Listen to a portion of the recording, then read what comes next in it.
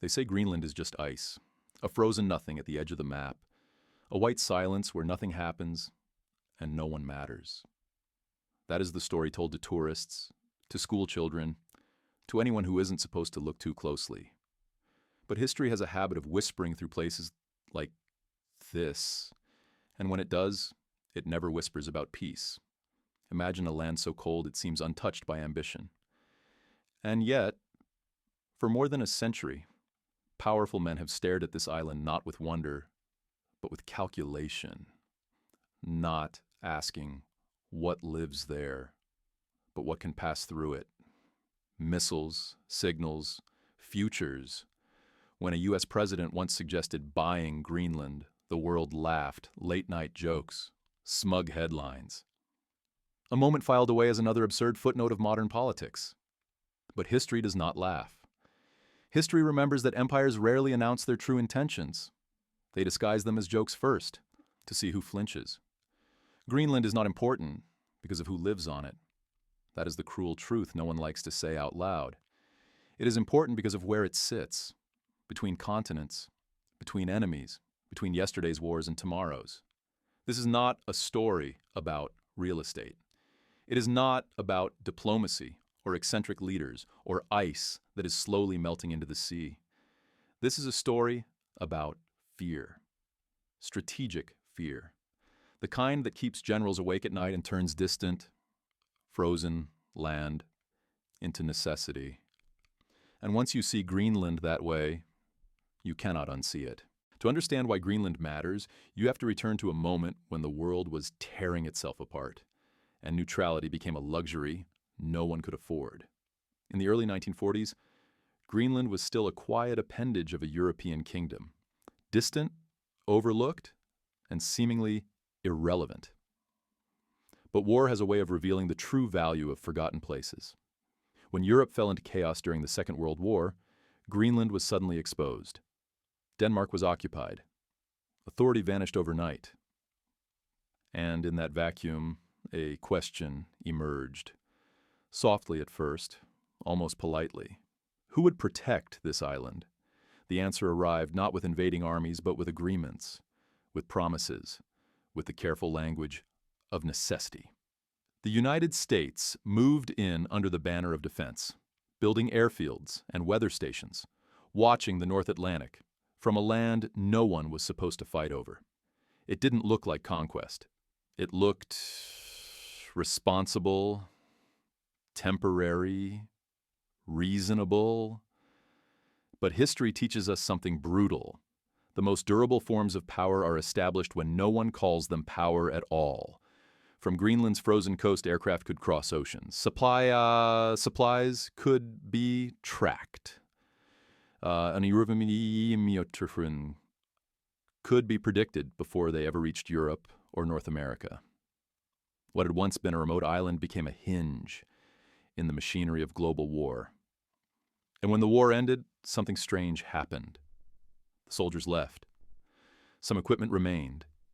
The agreement stayed. The logic persisted. Greenland did not return to obscurity. It simply fell silent again. Because the island had proven its value, and empires do not forget lessons learned in war. They file them away. They wait. They pretend the story is over, but it never is. Silence did not mean peace. It meant preparation. As the ashes of the Second World War cooled, a colder conflict began to harden beneath the surface of the world. Two powers stared at each other across continents, each convinced that the next war would not begin with soldiers, but with seconds. And in that new arithmetic of annihilation, Greenland suddenly became priceless. This was the age of radar screens glowing in dark rooms, of men listening for signals that might arrive too late. Missiles would not come marching across borders. They would come over the pole, over the ice, over Greenland. So the island was transformed again, this time without ceremony. Deep in the Arctic, an immense military complex took shape. Radar arrays swept the northern skies.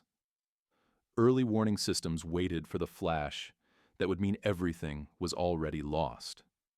Greenland became an eye that never blinked, staring into the Soviet North, measuring the distance between survival and extinction. The people living nearby were rarely asked what they thought. They were told this was for their safety. For the world's safety. The language was calm, technical, almost sterile. But beneath it lay a simple truth. If war came, Greenland would know first. And if Greenland failed, no one else would have time to react. This was no longer about temporary protection.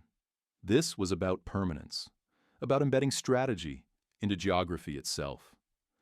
The Cold War never erupted into open apocalypse, but its infrastructure remained. Concrete buried under ice, agreements written as if they were laws of nature. Greenland was no longer a place that could be ignored, because too much depended on it staying exactly where it was. Quiet, obedient, and aligned.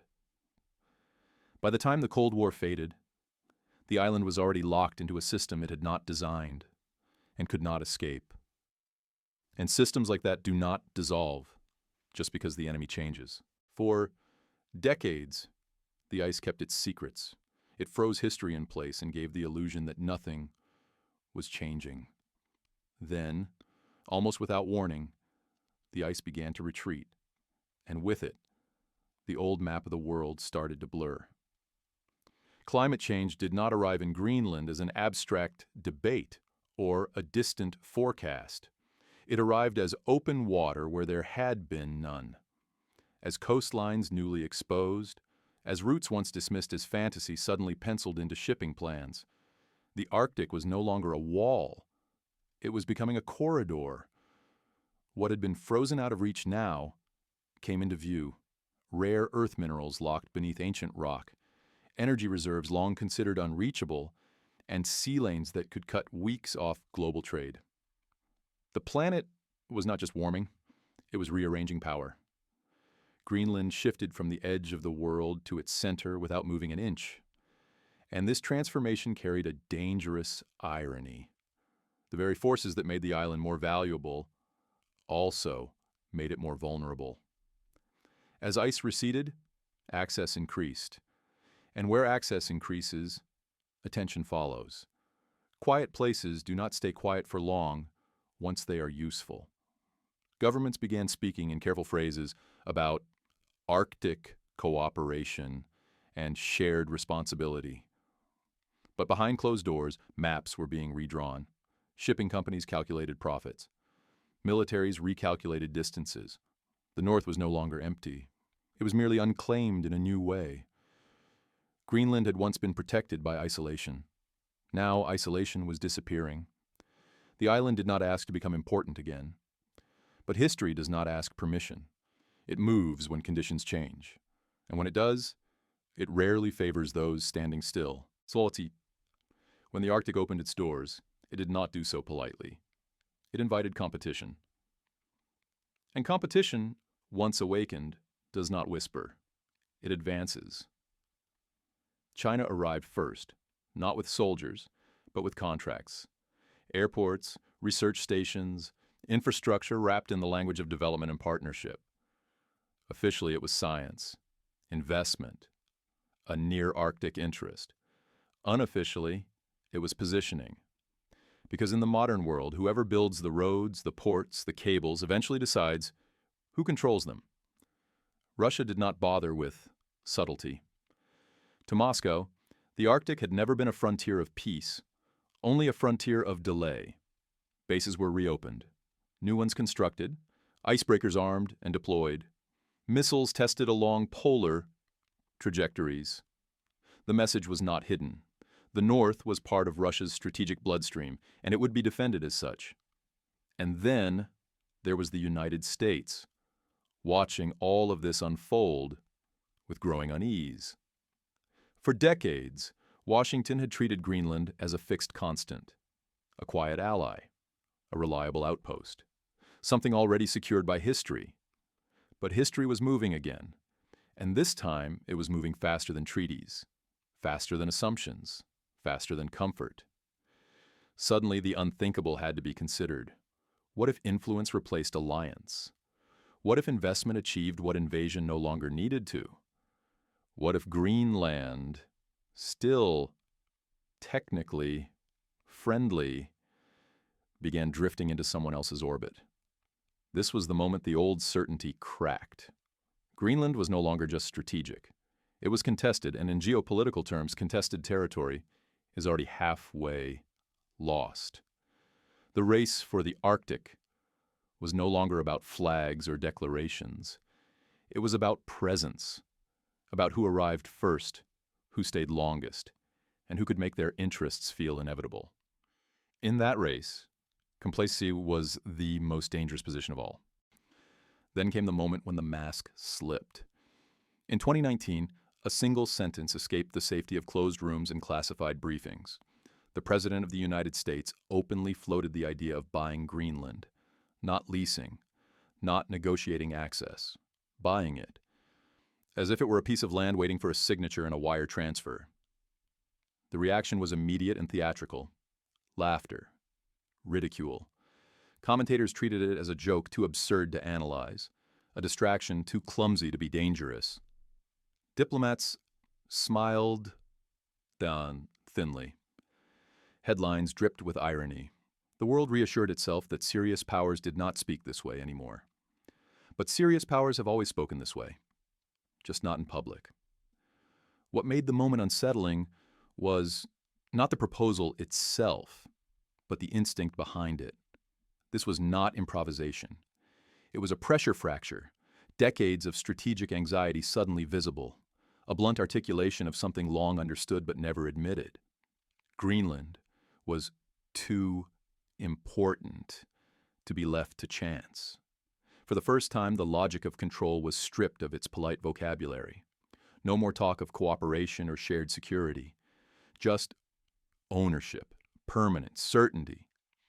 And in that instant, the laughter missed the point entirely. Because when empires stop pretending, it is not because they have grown reckless. It is because they are afraid of losing ground without a battle, afraid of waking up one day to discover that the future has quietly slipped out of reach. The world heard a joke. Strategists heard a confession. After the laughter faded, the machinery of power returned to its preferred language: silence, process, inevitability. No purchase was made, no deal was signed, and yet nothing truly went back to the way it was, because modern empires rarely conquer with flags anymore. They bind, they embed, they normalize their presence until it feels as natural as gravity. This is the logic of soft conquest. You do not need to own the land if you control the security. You do not need sovereignty if every crisis routes decision-making through your capital. Bases become joint facilities. Military spending becomes defensive cooperation. Dependency is reframed as stability. In Greenland, this mechanism was already in motion. Security guarantees tied the island's fate to Washington's threat assessments. Infrastructure planning bent toward American standards. Strategic conversations happened elsewhere, in rooms Greenland was not always invited into. Nothing illegal occurred, nothing dramatic. That is precisely the point. Soft conquest works because it is boring, because it feels technical, because by the time anyone notices the imbalance, reversing it feels reckless, even dangerous. Who would risk angering the power that keeps the skies watched and the sea lanes secure? Over time, choice narrows, alternatives fade. What began as protection hardens into structure. Greenland was not occupied. It was enclosed. And once a territory becomes essential to someone else's security, its own freedom becomes negotiable, not in speeches, but in quiet trade-offs, year after year. This is how control survives in the age of diplomacy, not by force, but by design. Between the abstractions of strategy and the cold mathematics of power, there are people. And in Greenland, those people have names, histories, and memories that long predate radar domes and runways carved into ice. Greenland is not an empty chessboard. It is home, primarily to Inuit communities whose relationship with the land is measured in generations, not decades. Hunting routes, seasonal rhythms, stories etched into coastlines that global maps once ignored. Yet modern geopolitics has a way of flattening such depth into footnotes. Formally, Greenland governs itself. Autonomy, parliaments, flags, elections. But autonomy, when paired with economic dependence, is fragile. Budgets rely heavily on external support. Infrastructure depends on outside expertise. Security decisions are outsourced by necessity, not choice. Denmark stands between worlds, officially responsible, practically limited. It speaks the language of partnership, while navigating pressures far larger than itself. Washington speaks the language of protection. Nuuk listens, calculates, and lives with the consequences. For many Greenlanders, the dilemma is not ideological, it is intimate. Development promises jobs, but threatens landscapes. Strategic importance brings attention, but erodes control. Saying no feels principled. Saying yes feels inevitable. This is the human cost of strategic value. When the world decides your homeland is essential, your voice becomes one variable among many. Consulted, acknowledged, but rarely decisive. And so Greenland exists in a permanent in-between state, neither fully sovereign nor fully subordinate, suspended inside other nations' fears. A place where the future is negotiated elsewhere, even though it will be lived here. Now imagine the scenario no strategist likes to outline too clearly. Imagine a Greenland, where American influence quietly weakens. Not through betrayal, not through war, but through gradual displacement. New investments reshape priorities. New security partnerships dilute old ones. Access becomes shared, then negotiated, then uncertain. In such a world, the Arctic stops being a buffer and becomes a boundary. Early warning systems lose their exclusivity, surveillance becomes contested. Shipping lanes, once assumed secure, turn ambiguous.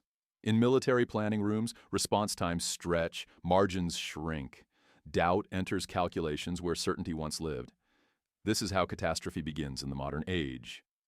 Not with explosions, but with delays. Missiles do not need to be launched for deterrence to fail. It only needs to be questioned. And once questioned, every assumption that followed begins to wobble. Allies hesitate. Adversaries test. Escalation becomes more likely precisely because no one feels fully in control. Beyond the military, the shock ripples outward. Global trade routes shift. Insurance markets panic. Supply chains, already fragile, absorb another fracture. A frozen island once ignored now sits at the center of cascading risk. The tragedy is that none of this would feel dramatic at first. There would be no invasion, no moment to point to and say, this is when it happened. Just a slow realization that the strategic balance had tilted, and that tilting back would require costs no one is ready to pay. History rarely announces its catastrophes. It lets them mature quietly. History has a cruel sense of rhythm. It does not repeat scenes, but it repeats logic. And the logic here is old, almost embarrassingly so. Power flows toward vulnerability, toward silence, toward places that seem empty until they are needed. Greenland was never about ice. It was about time, about warning time, reaction time, decision time. In a world where minutes can decide outcomes, geography becomes destiny again. The lesson is not that the United States is uniquely ambitious, or that other powers are unusually aggressive. The lesson is simpler and far more uncomfortable. When global systems tighten, neutrality erodes. When strategic fear rises, principles bend. And when a place becomes essential to someone else's survival, it stops belonging fully to itself. Empires do not wake up one day and choose expansion. They drift into it, carried by threat assessments and worst-case scenarios, convinced they are only preventing disaster. That is how necessity is born. Not from greed, but from fear dressed as responsibility. Greenland stands as a warning carved in ice. Not about the Arctic alone, but about the future waiting elsewhere. Other quiet places, other overlooked regions, other moments when the world will laugh at a sentence that should have been taken seriously. Because one day, someone will look back and say, the signs were obvious, the maps were clear, the logic was visible. The only mystery will be why no one wanted to see it.